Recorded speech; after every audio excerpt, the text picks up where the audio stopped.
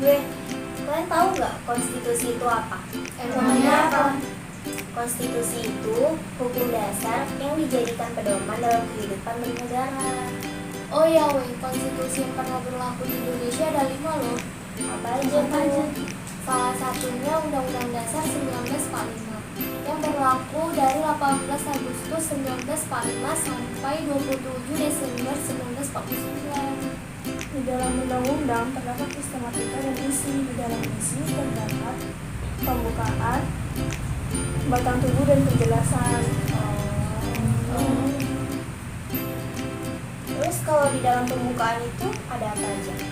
Nah, di dalam pembukaan terdapat 4 alinea.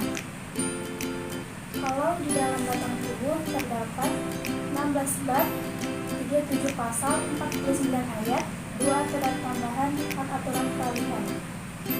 Kalau penjelasan terdapat 2 bagian, yaitu penjelasan umum dan penjelasan pasal demi pasal.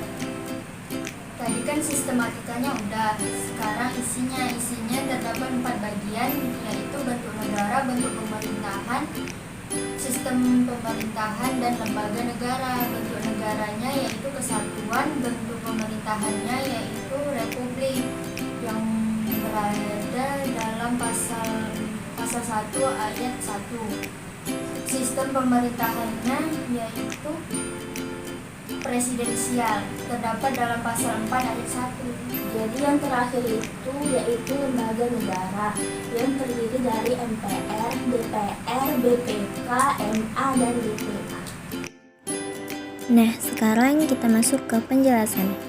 Di Indonesia, konstitusi pertama kali adalah Undang-Undang Dasar 1945 yang disahkan dalam Sidang Panitia Persiapan Kemerdekaan Indonesia atau yang disebut dengan PPKI pada tanggal 18 Agustus 1945 berdasarkan naskah yang dipersiapkan oleh salah satu badan bentukan pemerintah Jepang yang diberi nama Dokuritsu Junbi Yosakai atau Badan Penyelidik Usaha-Usaha Persiapan Kemerdekaan BPUPKI yang dibentuk pada tanggal 28 Mei 1945.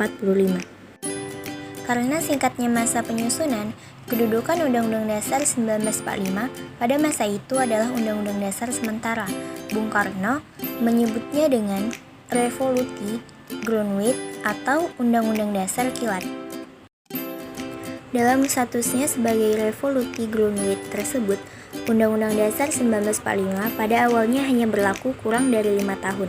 Dalam proses perjalanannya, pemberlakuan Undang-Undang Dasar 1945 yang sedari awal merupakan konstitusi, sementara menjadi layaknya kitab suci alias sakral ketika terjadi perubahan tampuk kepemimpinan dari Soekarno ke Soeharto di medio pertengahan 60-an.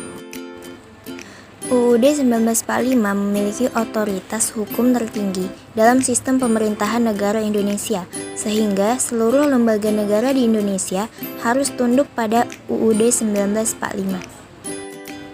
Dan penyelenggaraan harus mengikuti ketentuan UUD 1945. Selain itu, setiap peraturan perundang-undangan di Indonesia tidak boleh bertentangan dengan UUD 1945.